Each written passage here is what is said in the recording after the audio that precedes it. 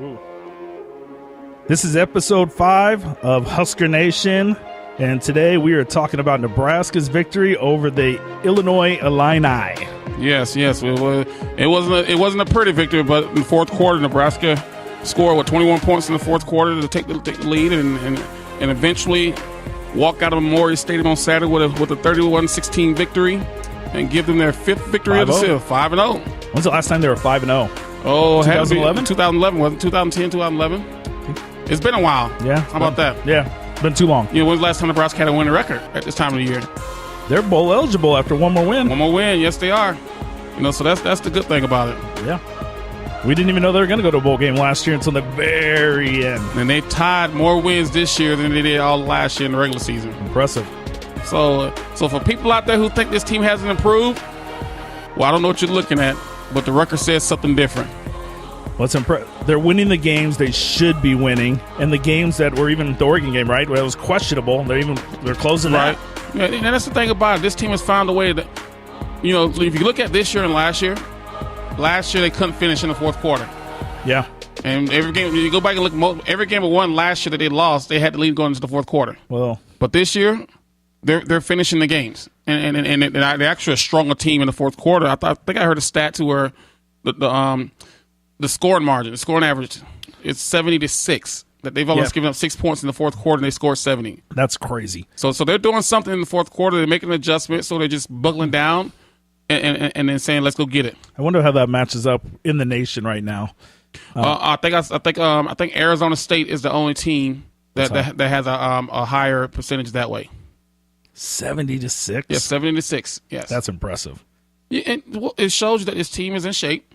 They're closing, and they're closers.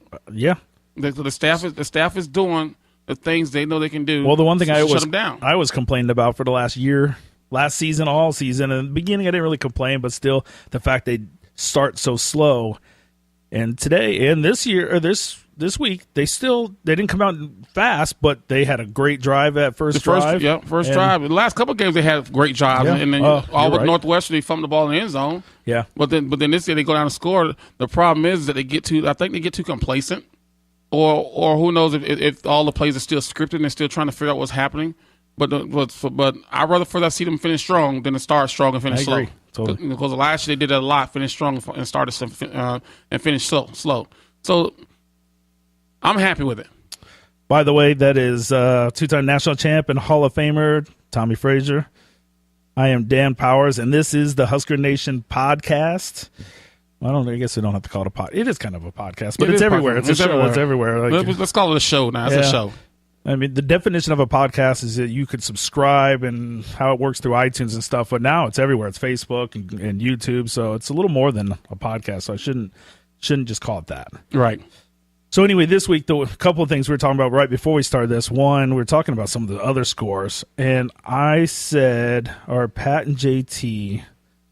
I think they might have beat us this week.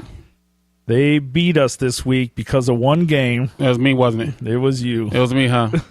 So I know they would love to hear your thoughts on that, but you didn't. It wasn't even close. It wasn't even like you squeaked by with the loss, right? And we actually talked about that game. It's just one of those games that you know I just wanted Purdue because I felt that they were coming off a big win versus Nevada the week before, and you know with the coach quote unquote jobs on the line, I thought they'd go out and perform better, and I didn't know how good Maryland truly was. For me that was the key, and obviously Maryland's a lot better football team than I thought they were because they beat every team that they played so far. Now, have they really played anyone? Not really, but it's no different than Nebraska. They played the games on their schedule so far and they won them all, and that's all you can ask. I'm looking right now to see where they go. I actually thought Purdue had a really good chance of that. I leaned to Maryland at the end. I don't know why. Right. It was a toss-up for me. But they just beat Purdue. They're going to play Penn State next. Right. Then they'll play Minnesota at home. Then they play Michigan State and Indiana. Michigan. Oh, this is a killer. Michigan, Ohio State, and then Nebraska. To finish off the season. And then they have Rutgers to finish the last game. Okay. But that three right there, holy crap. And we just seen what Indiana just did to Michigan State. Yeah, what I'm learning right now, the Big Ten, there is no easy game. You know, outside of Ohio State being the best team in the conference right now, and pretty much going to beat everyone in the league, and I say that including Nebraska, because you know, I'm not always a homer. You know, I'm a realist. I'm a realist on this show. I'm a realist in life, and that Ohio State right now is a team to beat. I don't even think Michigan can beat them right now. I would love to see Michigan beat them. Oh, I would love it too, because I think we have a chance to beat Michigan. Well, I think we have a chance. Well, you have a chance to win in every game. Well, you do, but I just think right now, from what I saw, Michigan versus Wisconsin, Michigan's offense is struggling, and I know Wisconsin has a very good defense, but they're still struggling. And you think that as good as Jim Harbaugh is as an offensive play caller, and he can only score 14 points versus that team. Wow, I think Georgia State scored more points against Wisconsin than Michigan did. Yeah, you know, so they did. But I just think Ohio State, they have too many weapons. They're stacked, and they're young. I mean, it's young weapons, and what they did going on the road to beat Oklahoma in Norman the way they did, that says a lot there. That says something about that football team. Oh yeah, absolutely. But the whole Big Ten, you're right. I mean, look at Northwestern came back and they upset Iowa at home. Yes, that's the most important team in the Big Ten right now. I'm actually very disappointed by Iowa right now. I am too. I thought they were coming back, having a starting quarterback coming back, having most of the offensive line coming back, having running backs coming back, and this is how you perform. Yep. You know, you don't lost two games at home already. 2 at home. Two at home, and I can't go to Nebraska that last year. But I'm talking about this year when you're the defending Big Ten champion. Or West champion, whatever you want to call it, and you perform this way, and all your top players are back. There's something going on. But we said it before. That coach there, he finds a way to have a great season to get his contract extended, and then he goes on a run to having 3 or 4 subpar seasons, and then when they're ready to get rid of him, what happens? He has another great season. So maybe that's that time of the year. This year, where they're gonna have a down year. You just look to those guys like Iowa, and same thing with Michigan State and having an off year. You look for those guys to help raise the Big Ten and keep the status, looking better. But both of them are really appear to be struggling. Yeah, but see, here's the thing about it. Oh, look at the last 6 years in the Big Ten. Michigan was down, Nebraska was down. Who kept the conference going up? Wisconsin, Ohio State brought it back. Yeah, Michigan State, Iowa. Well, now you have 2 of those teams pulling back, dropping down. Which 2 teams are coming back now? Nebraska, Michigan, Maryland, and I have Maryland. They're playing well now, 5-0. But that's what you're seeing though. You're just seeing teams flip because of one could be recruiting, 2 could be because talent. Now, I think to your point, I don't think Maryland is in the top 25. No, they're not. I thought I saw a deal too out there. They're just on the outside of it. Yeah, not in the top 25, despite being 5-0. But they are receiving votes. Yeah, they're 5-0. Yeah, so just like I said earlier, they've won every game on their schedule. Hey, Colorado. Colorado's 21. Well, once again, Whoa. I'm not a big politician, but this reminds me of the 90s when Bill Clinton was the president. Whoa. All the Tennessee, the Michigans, the Nebraskas, the Colorados, all Tennessee number 9, are all back competing well in the rankings. Not to mention Washington. Washington was another one in the early 90s. I mean, they won the championship in 1991, I think it was. Yeah. One of those years. They're number 5 right now. And they look good. They look good. They look really good. That defense look good. And they got a young quarterback that can throw the ball, toss the ball around the field too. It's an interesting year. What I love college football already, but what I really like about this season is there's Alabama, but outside of Alabama, there's no SEC talk. Well, we all knew that. What is happening in college football? Every other conference has caught up. Yeah. And I'm gonna say this way, and I know, do I believe this? No, but everyone is learning how to cheat. At the end of the day, everyone's learning how to cheat. And we all know, and there's no secret that the SEC has their own rules that they play by. Yeah. They set their own deals, so guess what's happening? All the other conferences are starting to step up and say, you know what, we're going to play by your rules too, and look what's happening. It's worked. I mean, ACC, Washington. Well, the ACC has, 6 teams in the top 25? I never would have thought that. I mean, Clemson and Louisville, and they're North Carolina, Florida State, Miami. Yeah. Now Florida State will. Oh no, they're still in there. Yeah. I think they're 22. Virginia Tech. Yep, Virginia Tech. So they have 6 teams. They have 6 teams in the top 25. Wow. Now, Florida State could get knocked out of the top this week because they play Miami. Ooh, that'll be an interesting game. It'd be an interesting game. The rivalry, the battle. Those two schools hate each other. You know, so I'm just Miami 4-0. So I'm just listening to all my buddies, one who root for Florida State and root for Miami. And I love this week when those two teams play. You know, and I'd love to see. I'm not a Florida fan. Any of the Florida teams. Hold on now. Florida teams. I'm from Florida. You like the Florida teams? Yeah, I like the Florida teams. What? Well, they're not playing Nebraska. You know, I root for all the Florida teams. All right, let me take a step. I'm not a fan of theirs, but I do like seeing them back up there. I like seeing those teams that I'm used to seeing back up in the mix and the hunt, like Miami. Right. I enjoy seeing those guys. I would much rather see those guys than anybody in the SEC right now. Right. But even Houston. Houston had a chance of making the playoff if they went out 5-0. But keep in mind, I think at the end of the season they play Louisville. Those two teams. So I think that game could be the one that knocked one of those teams out of the major bowls. Even Arkansas is getting back up in the mix. Oh, they play Alabama this week too. Do they? Arkansas, Alabama this week. Ooh. See, that's why I'm not so sold on Alabama, because their offense is not as good as people think they are. Defense, they making plays. I think they score more. Alabama score more touchdowns on defense than quite a few offenses. They got a couple of easy games. Arkansas, and then A&M, Tennessee, and then they play A&M. And A&M, and then LSU. Well, so they're going through the gauntlet now. Yeah, they're about to run right through it. Yeah, so next 3 games. Do I see them? Do I see that team going undefeated? Probably not. Oh, I'd love to see them drop. I think my sleeper right now, if I have to look at it, is A&M. A&M's playing some good football right now. Texas A&M. That's a good one. No, I know it's a good one. That's a good one. I know it's good. You hesitate. I was looking like I don't know. Washington's playing really good, but I don't know. But I just think it'll be hard to go undefeated in the Pac-10. I would agree with you on that. Actually, who do they got left? So they're about to play Oregon this week, right? Well, Oregon is kind of Oregon State, Utah, which is ranked 24. They lost this week though. Then they go to Cal, USC, Arizona State, and then Washington State. Arizona State might be a tough one for them. Yeah. That might be a tough one. Arizona State is playing some good football too. That's tough. That's a tough schedule. I don't know. I mean, they came out of nowhere. Nowhere. Washington. No, they weren't good last year, were they? They were okay. They were decent, but you saw the remedy. You got to remember, I think it was Chris Peterson's second or third year. This is second, third year at Washington. So he took over a program that didn't have any players. Well, who's the Georgia coach that went to Florida or that went to Miami? Mark Richt. Yeah, he's whatever he's doing down there, right? This is his first season. Yeah, but they had a ton of talent. They have a ton, but who have they played though? Ooh, well, that's a good question. I think the toughest game they played was Georgia Tech on the road. They have. Oh, yeah, they played nobody. They haven't played anyone. So you're absolutely right. So Florida State is going to be their test. Florida test game Atlantic. Right now. Appalachian State, and then they played Georgia Tech on the road last week, and they beat them by 14, I think it was. Well, they had a big lead. They play Notre Dame here in a few weeks. Yeah, so they're going to start getting tested here soon and see how really good they are. But once again, they played the games on the schedule so far, and they won them. I know we can't talk about Nebraska, but it's really lined. I mean, I think this season is really lined up. Well, it's kind of hard talking Nebraska right now when the game was kind of so. Let's talk about boring. The game. Let's talk about it a little bit. To me, there was not much excitement. I think that game.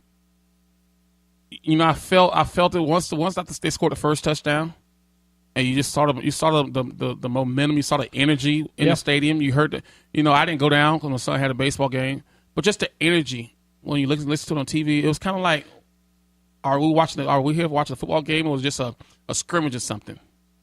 And Illinois Illinois was very well prepared. So yeah, kudos to those guys. Yes, they had 2 weeks to prepare for Nebraska, and they threw some things in. Nebraska hadn't seen on tape against them, and so they came out and played hard, and they played well. Nebraska just was the team that they found a way in the fourth quarter to take the victory. I don't think they had total yards weren't. I think Nebraska had like 432 yards, and Illinois had like 270. Yeah. So it's not like Illinois was just did anything against Nebraska. I thought our defense so going back and just thinking what I was thinking at the time, I thought the defense looked pretty flat. Like they didn't look like they were in the game quite like they had. Illinois had a couple of early plays, big plays, that I was surprised to see. But when you look at the stats, I guess the stats say very differently. Well, they really didn't do a whole hell of a lot. No, the problem with our defense looked flat. They were on the field for 20 minutes. Yeah. When Nebraska had the ball for almost 40 minutes, and when you got that way, how can you defensively can you get into a rhythm? Yes, they gave some big plays and big runs and stuff like that. But you talk about two runs that they had that was 62 yards total. Illinois. They had 2 carries of 30. So you take those 62 yards away, they're down in the 190 yards total defense they give up on the game. So that's what I look at, total yardage and how many big plays did they give up in there. And those 2 runs, if you take those out and say that, what if those were 10-yard runs? So defense played well. They played well. They still had some bursts on one on the touchdown run, but that's part of the game. Ooh, so somebody just sent me an email with some of the stats. But what's interesting is apparently we were off. Nebraska's 5-0. The last time they were 5-0, they were 5-0 in the 2014 season. I didn't recall that. I didn't recall that either. Was that Bo Pelina's last year? Yeah, that must have been his very last year, and then could have been. But the question was, the question he asked me was, when was the last time Nebraska was 6-0? Oh, you got to go back to like 1999. Close. He gave me an answer. We 98, 99. We went 11-0. The last time we went 6-0, we actually went 11-0 for that season. And we lost to Colorado. 2001. Yeah. 2001. Yep. So it's been that long. So I mean, it's hard. It's hard to go undefeated early. 6 games, because the last time Nebraska did it was when 2001. You're talking about 15 years. Wow. Yeah, it's been a long time, and it's kind of interesting because as a whole, the team seems to be doing well. But you look at like the offense and defense rankings. Like, we're total offense is only 37th in the nation, which is not bad. Yeah, but I look at what are there in scoring offense. That's a good question. That to me, that's what I look at. That's why I look at a lot, because you can do a lot of yards and score a lot of points. Go for a lot of yards, but how many points are you scoring those yards? Because that's the ultimate goal. Because there's some teams out there who have big plays and they score a lot of points, or there's some teams I guarantee you, Washington State, if they're putting up yards, they're not scoring very many points. And even defensively, you look at total defense. Okay, how much do we give up on the run? How much do we give up on the pass? How many points are we giving up? That's how they manage all that. Yeah, I like looking at some of the stats, but you're absolutely, when you look at these, it's like our defense is 30th in the nation right now. What were they last year at this time? I don't. Probably 116. It was bad. It was bad. So that's how you look at it. If this team is improving, just look at the stats from last year to this year at this time, and see if there's improvement. And I'll be the first to say, we have played some better teams this year than we did last year. When you look at the big picture, we have. Fresno State right now is 1-4. Wyoming is 3-2. Mm-hmm. Oregon is 2-3. Northwestern is 2-3, and Illinois is 1-3. But then go back and look at last year's schedule. We had South Alabama. We had. You just happened to say that, and I just happened to have that in front of me. So I mean, what I'm getting at is that you look for improvement, and if no one with the 2020 vision can sit here and tell me and convince me that this team is not better than what they were last year, offensively and defensively. No, they're consistent as hell compared to they were last year. I mean, there's some consistency, and Tommy has played really about as good as he could this season. Yeah, he's played out of his mind, and people still gonna criticize him for the interception that he threw and all that kind of stuff. Second interception of the year, right? And I'm gonna keep saying this till people get off of it. If you throw the ball enough, you're gonna get the ball picked off. And that's just the nature of the game. They play defense too. They disguise stuff too. So the question is how many interceptions does he have over in one game? If you can keep it down to 1 or none, Nebraska's gonna have a very good chance of winning the football game. But if he's throwing 2 or 3 a game, then they're gonna lose those games. And so he's managing the game, and without Tommy at quarterback, this team would not be 5-0. Yeah, there's no doubt about that. So people stop criticizing the player and get on his side, because he's the thing that we have. He's the best player we have at that position. I have not seen a lot. Have you heard, or do you think there's still a lot of criticism out there? Of course there's criticism. I'm sure there is. I have not seen near as much, though. I don't listen to many sports talk radio shows locally anymore because I just... Especially that Damon guy I just don't listen to local talk radio shows much, because people always find something, some negative stuff to talk about. And for me, be positive, because that stuff gives back to those players. And so if you don't have anything positive to say, even in a win, I understand they make mistakes. That's part of the game. But at the end of the day, they're 5-0. They are 5-0, and people going to criticize just to criticize, because they stay 2-3 minutes of fame or shine on the radio. So that's why I don't listen to local radios. It's a fair. I'm almost with you. I listen just a little bit, but I get tired of hearing the same repeated stories. Yeah. Same old stories, same old complaints. I mean, Nebraska is definitely paying better. And just to finish that, I gave you the record, but Indiana is actually 3-1 this year right now, so they're actually looking pretty good. And then Purdue is 2-2. So those are our next two teams we'll play. And then, of course, everybody knows what Wisconsin looks like right now. Yeah, Wisconsin. But once again, they play Ohio State this week, so I think they're gonna get knocked off a little bit off their high horse. Oh yeah, Wisconsin's going through the gauntlet right now. And then they play Iowa the next week. Yeah, and then they come back. Then they come back to Nebraska. Despite Iowa's record, they're going to play Iowa. I think in Iowa, that's not going to be an easy game by any means. Iowa's going to play everybody tough. Yeah. So I'm not saying Nebraska's going to go to Iowa State and beat Iowa at the end of the year. So that's all. That's a rivalry. That's a border game. Yeah. So that game's going to be tough. So going back to about the game, we really didn't say a whole lot about it. We said enough, but in the same sense, I don't know if we really want to talk about all the other players in, but I wanted to focus in, at least get your thoughts about Newby's play. Like, he has been up and down, but it's hard for me to be consistent with him because one game he shows up and then 2 games he doesn't. You know, but what I appreciated about him this week was that he told the coaches, and you could tell by the way he was running, get me the ball. I'll be the workhorse, especially when Divine Zigbo went out with the foot injury or ankle injury, whatever it was, and then they put Michael Wilbon in there, he fumbles the ball, and so now Newby say, Coach, I got this. Get me the ball. I'll be the workhorse this week. And I think he had 29 carries or close to 24 carries for 140 yards. You know, when was the last time you seen a Nebraska runner rush for 140 yards? On that many carries. I can't remember the last time we had a running back that ran that many. Yeah, so that's what I mean, I shouldn't take away from Amir. I'm sure Amir put up those crazy numbers. No, of course Amir has more. The Remember game, Amir rushed for 200 yards. But we're just talking about in the last couple of years, how many times have you seen a running back rush for 140 yards? Because it's always been a running back by committee. You know, when one guy might get 10 carries, the other guy might get 12 carries. So you never really got it. You know, you never really got a good rhythm going. But this game, you know, he made the tough yards. You know, it wasn't that he was making the 15, 20-yard runs. It was like 3 yards here, 7 yards here, 4 yards there. I mean, then he busted a big 60-some-yard touchdown run, which put him up there. But take that away from him, he had 24 carries for 70-some yards, 80-some yards. Yeah. I mean, they ran the ball a total of 49 times this game. Passed for 23. Which they had to, because, you know, this was one of those games where you lost Ethan Carter. Early in the game, early in the first quarter. You lost Westerkamp. You know, well, I hope their injuries aren't serious with him. They can be back in a short period of time. You know, so when you lose 2 of your key targets, you don't want to run Tommy too much because you don't want him to get hurt because you're already down two of your key weapons. So you put the onus on the offensive line and say, okay, this is going to be a old blue collar, old fashioned, grinded out game. Let's go downhill and get out to somebody. What do you think? There was definitely a shift, right, going into the fourth quarter. Mm-hmm. What do you think happened, or what do you think they saw, or why they just – because they basically went 24 straight carries, or not maybe 24, but they went – I think they were trying to do it the whole game. I think they just started wearing them down.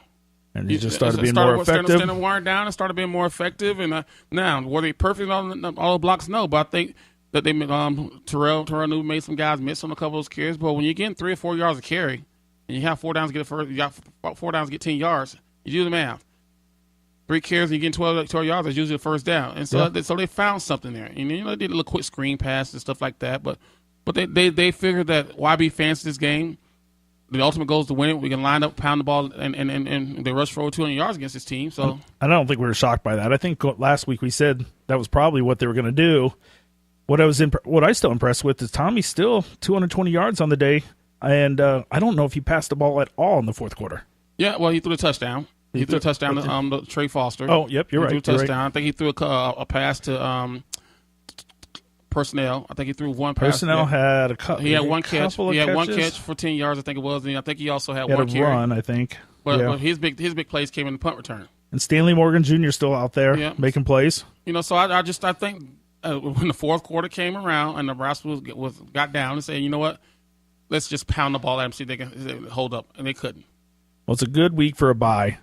Yes. I would think with Carter going down, Westerkamp going down, Alonzo Moore didn't play. Right. I don't know what his status is. Hopefully. You got Tanner Farmer, with that sprained ankle. He's down. This is a great time for a bye.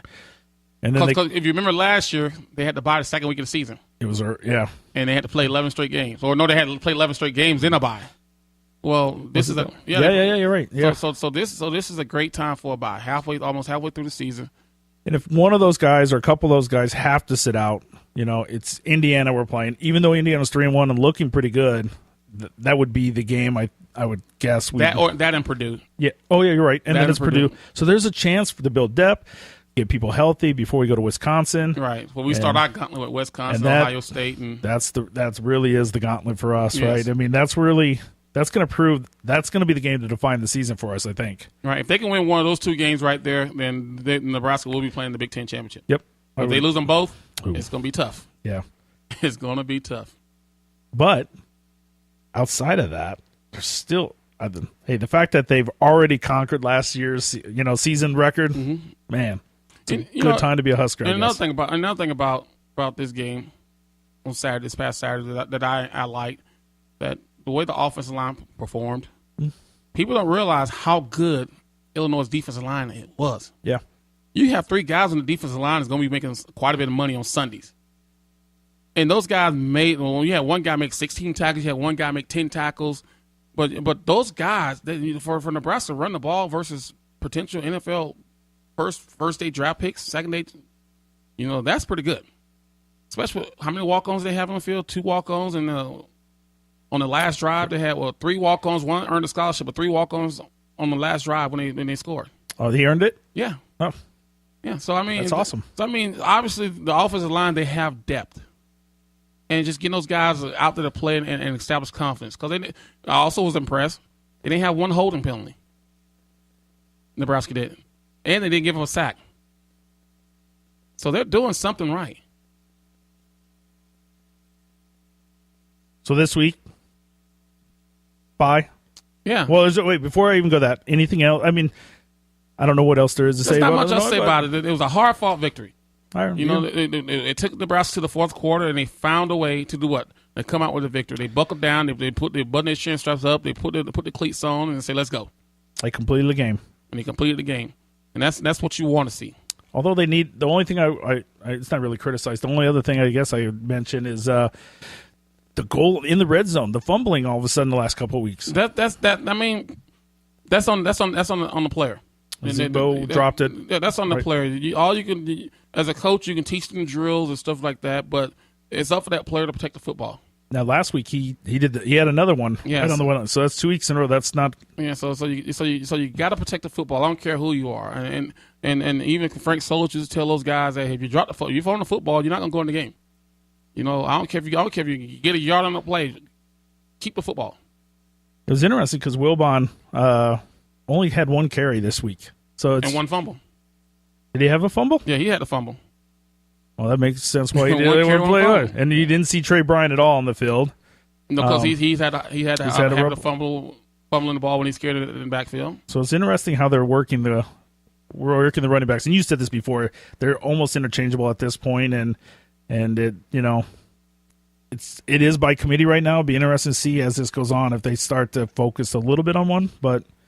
I don't think they need to. I think each back brings something different to the table. I don't think Ozigbo would have made that long touchdown run in the game that Newby did.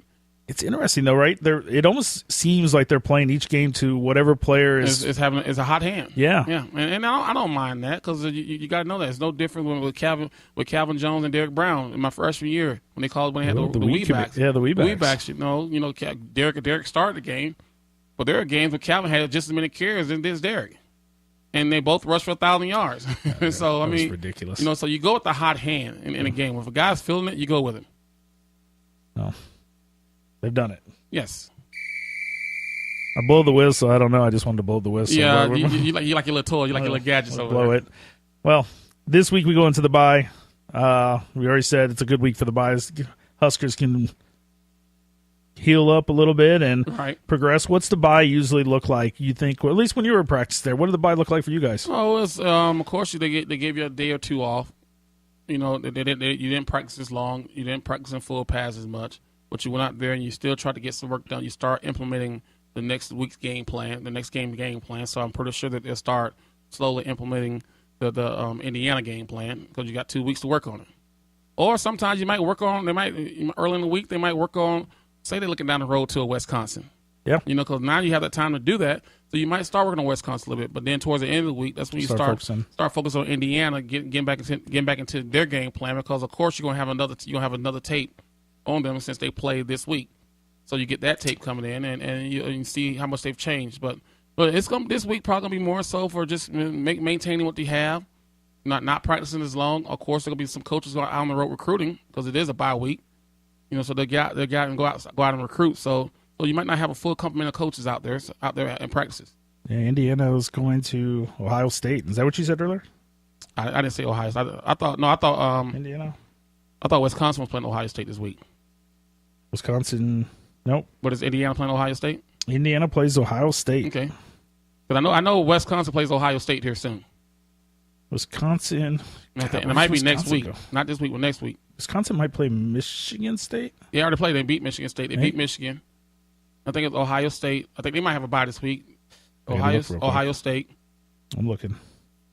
You're. So they already played the two Michigan schools. Yeah, and they definitely go into this gauntlet. They go through that race. So they're playing. Wait.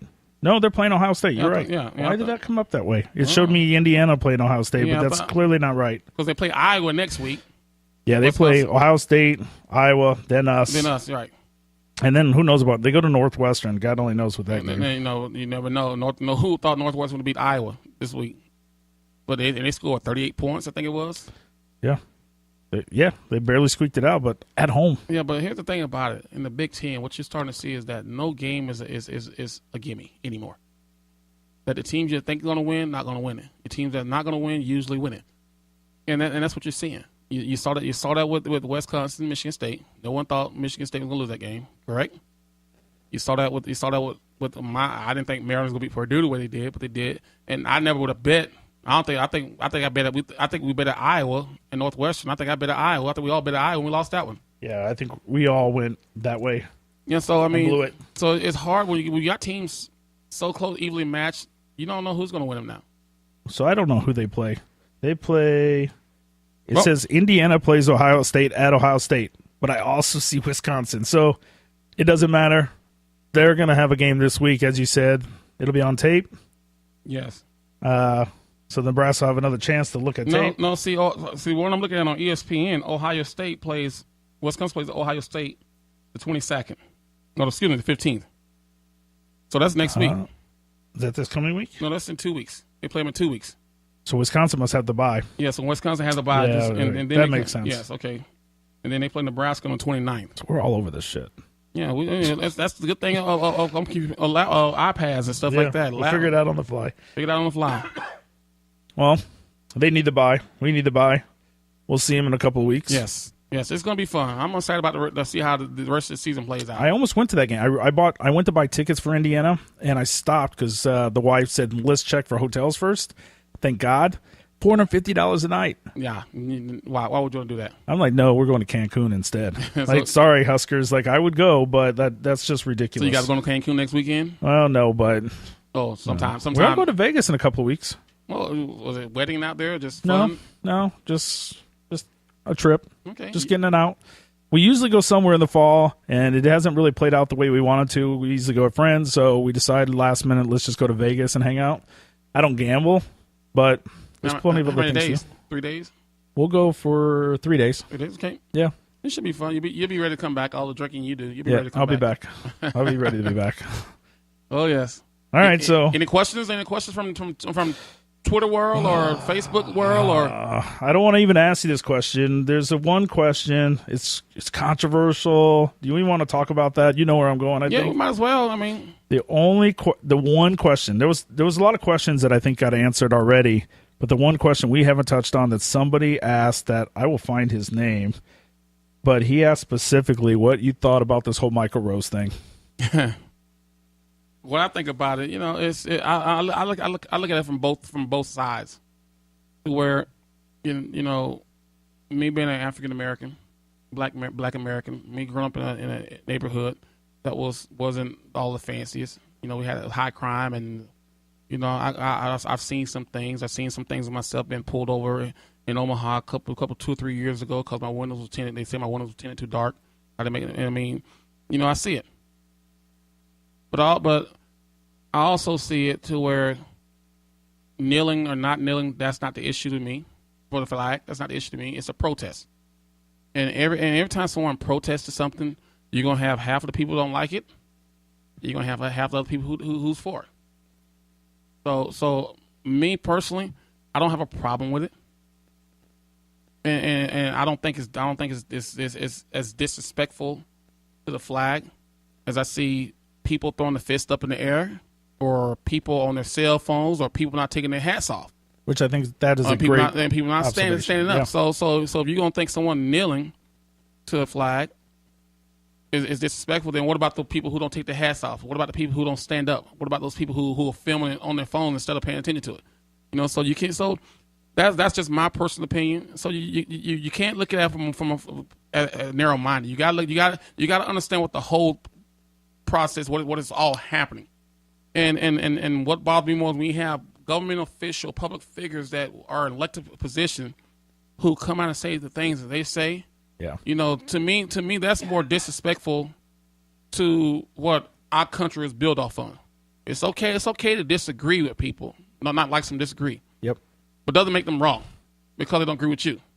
You know, there's times on this show that I might say something you don't agree with, and you might say something I don't agree with, but I don't say that was you shouldn't have said that. That's just part of us having the right to have our own opinion. And I thought that the true color of the 5% of Nebraska fans, and I've said this always, 95% of Nebraska fans are great, but it's that 5% that showed their true colors. Yeah. Okay. 98% of the police department, Omaha Police Department, and all across the nation got good cops out there. But it's the 2% that makes a bad rep for the whole. You know, go back to the 1994-95 seasons when we have 4 or 5 guys getting in trouble, correct? But when the media brought up, Coach Osborne has a bunch of hellions, bandy roosters, a bunch of convicts on his team. How many guys were on that team? And then there was all 140 guys on the team. But you look at 2, 3, 4 guys, and that makes the image up for the whole team. But you're not looking at the guys who became doctors. You're not looking at the guys who became lawyers. You're not looking at the guys who own their own successful business now. Everything was still based off of the 4 or 5 incidents that happened. Yep. So people's mind is going to be skewed on what they believe in and what they see.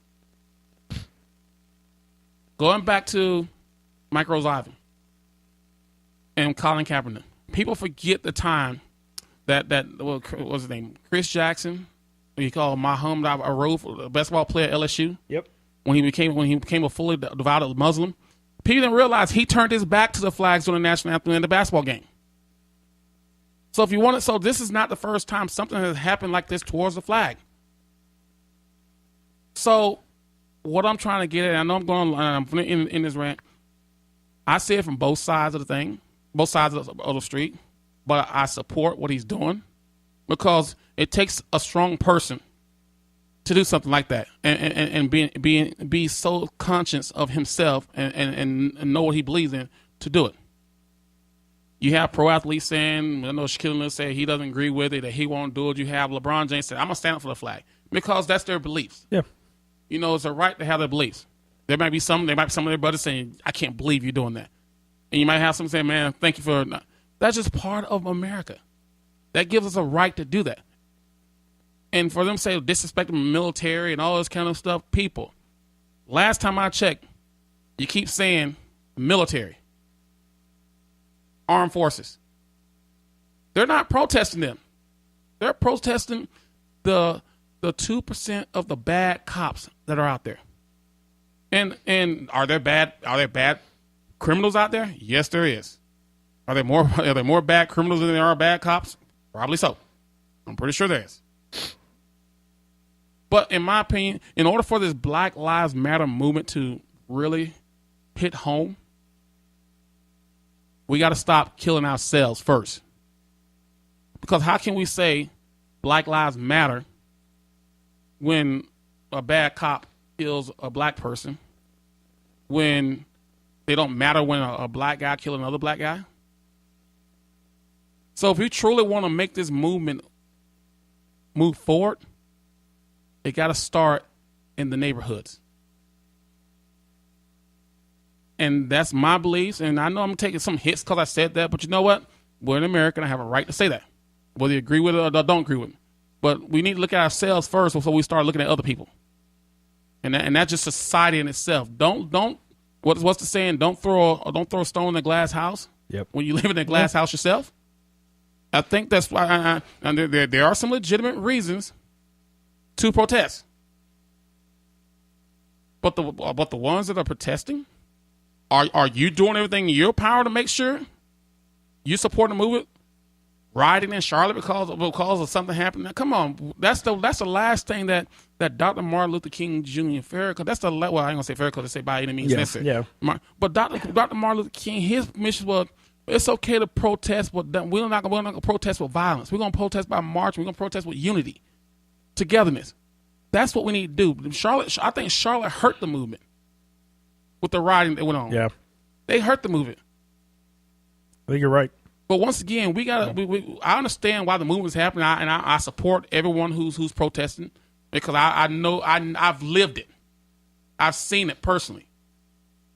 But don't cry wolf when you're out here when the blacks are killing blacks for no reason, gang violence, killing innocent bystanders and drive-by shootings. We gotta wake up in the urban communities, and we gotta wake up as a country. Is there still racism here? Most definitely. Yeah, I think, not to cut you off, but I think that's where a lot of this goes. I think a lot of people that are complaining or protesting don't really know, right? Like, I think we don't understand it, and we just say, hey, you're disrespecting the flag, but I don't think they really understand what the protest is or what the movement is. I know I don't totally understand it because I can't say I do or not, but it makes me, you ever heard of the book, The Invisible Man? Yep. A lot of this reminds me of the book, and like people look at the culture and the surroundings, and they say they are this instead. And Michael Rose-Ivey, what I like about it, right, wrong, or indifferent, what I like is he said, "I'm not what you stereotype me as. I'm somebody different." I love the fact that Mike Riley allowed him to be that person. Right. So a lot of this just, I think there's a lot of people. That book came out in 1952. I just learned about when it came out. I looked it up actually because somebody was telling me about it. It came out in 1952, and here we are today. I still think it applies a lot of ways where people just say, "Tom, you're a black man," so they're going to automatically make certain, and I think that even the people that don't mean it are going to say, because you're black, these things probably apply. Yeah, and you know, and here's what bothered me more. Like, you know, I've been in areas, I've been in barbershops, and even though I cut my own hair, but I still like to go talk with people because that's where you get the most conversation. You find the true heart of a person in the urban community is in the barbershop. And I've been to grocery stores, and I've been in a couple bars, and the one thing that bothers me more when this topic comes up in those places, and you got a room full of black people, you got a room full of white people. Yeah. The first thing the white person says, "Well, I understand what you're going through." No, truly, do you understand what's going on in those communities if you don't live there and it doesn't happen to you? So don't look me in my face and say when we're sitting here talking, having a dialogue, "Well, I understand what you're going through." No, you don't. Well, you don't know. Have you been in my neighborhood growing up? No. Have you seen me get pulled over for no reason? No. Have you seen me get dragged out of a car, put down on the ground face first, search my car because they thought I was a drug dealer? No.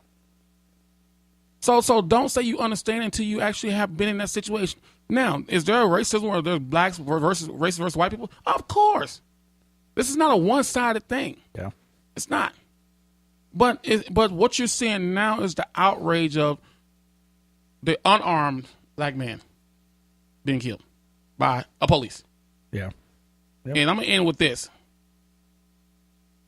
If we are so American, pro-American, and the flag is it's supposed to be so respected to where everyone should stand up with their hands over their hearts and their hats off, I'm gonna leave you with this. You've had a couple black guys killed with their hands up, no gun, killed. What was it, 2 or 3 weeks ago? You had a terrorist blow up a bomb in New York. He's armed and dangerous. They find him in North Carolina. He gets in a gun battle with 2 cops, shoots 2 cops. They wound him, and he's still alive in the hospital. This is someone who's attacking America, and he's alive still. But you got guys whose hands are up, unarmed, they're dead. That's why the movement is happening. Yep. Right there. And that's all I got to say about that. And just for the record, Dan Stroop, I hope I said that right. Dan Stroop is the one that asked that question just recently. So now we've been holding off on it, but this is the perfect time going into a bye week, and I support the movement. But I also think that there's some things in our community that we need to do better to help this movement move faster, move along quicker. Because until we stop killing each other, then we can't say Black Lives Matter in the black communities if we're not practicing what we preach. Yep. Okay. All right. Well, I don't know where to go now. Actually, we're towards the end. I mean, I don't think there's anything. We're going to the bye week, so next week we'll be back talking about something. Yeah, we'll be back. Let's talk about something. We'll talk about the Big Ten schedule. We can talk. Maybe we can introduce a new show. Talk about sports in general. We could do that. Hey, I'm gonna kill this for a second. We come back. We could do that. We could talk about sports in general. There's also we haven't had a guest on this year, and there's a couple of people, even somebody I think you'd be interested in. I won't say just in case, but there's somebody else that wants to sit in on this. More than welcome. That played as of a year ago with the Huskers. More than welcome. If they want, more than welcome. So I think that would be interesting. So there's a lot of opportunities, and then we have been talking about doing another show. Just not a Nebraska football show, but more of a sports show because you got baseball coming up. You got basketball season starting. You got the NFL season going in full swing. It'd be good to see what people on Twitter respond to Tommy at Touchdown Tommy and tell him what you want him to talk about. What do you want us to talk about? I'm kind of astute at a lot of stuff. Now, if you want me to talk about European soccer, good luck with that one. What you oohing for? Or your soccer? No. Like, don't talk about soccer. Yeah, if you want to talk about European soccer, then call the Fox Sports 1 or something like that. Don't call this show. I have no idea anything about it. Anything abroad? No. Anything? If you want to talk about the Ryder Cup, hey, I like the Ryder Cup. Let's talk about stuff that I follow. There's a big fight coming up. We can talk about the fight. Who's fighting? Well, Conor McGregor is going to fight for the light heavyweight belt. I'm so sick of talking about that clown. That guy. Well, you know what? He is kind of a clown, but God damn, he cracks me up. And they let him fight. He's now fighting for another belt. But that whole fight card looks really, really, really good. The New York fight card is stacked. But the fight I'm still waiting for them to see is Anthony Johnson. Put him in the ring with John Jones. Yes, that's the fight I want. And cause I don't know, John Jones is as good as he was. I don't know because look at his last fight when he actually did fight. I mean, he looked real sluggish. I think his skills are diminishing because I think all these suspensions. Yeah, he's gotten so many. I think there's so many distractions. Too many distractions to where I don't think. When he gets in the ring against Anthony, if that happens, and he fights Anthony Johnson, oh my God, he got to pass his drug test first. Anthony Johnson's a beast. My God, that's like he is the one guy. I really want to see Anthony Johnson fight the heavyweight champ. I forgot his name. It's a Russian name. I always say it wrong. Mikavich. Yeah, I know what you're talking about. God damn. Anthony Johnson. All right, this isn't that show, though. But that could be the next show, though. Could be. So thanks for tuning in. This show is recorded live each week to tape. You can head over to iTunes and Google Play and YouTube and everywhere else to get this show. Facebook Live. We're everywhere, so go pick it up, listen, leave us a review on any of those places. Otherwise, we'll be back next week. Not recapping the game, but talking about something. Talk about something and talk about the game that's coming up. Talk about the game that's coming up. Recap the season where we think the strengths and weakness. Maybe we'll get some cool stats that we can look at and see where they're at compared to a year ago. Other than that, you can follow Tommy over at Touchdown Tommy. Facebook Touchdown Tommy. Facebook Touchdown Tommy. Email at Touchdown Tommy. Everything is at Touchdown Tommy. So if you can't find it, just type in Touchdown Tommy, you'll find it. It's there. All right, till next week, guys. Peace out. Wait, that's a Jimmy line, is it? No, deuces. In behalf of in honor of Jimmy, deuces.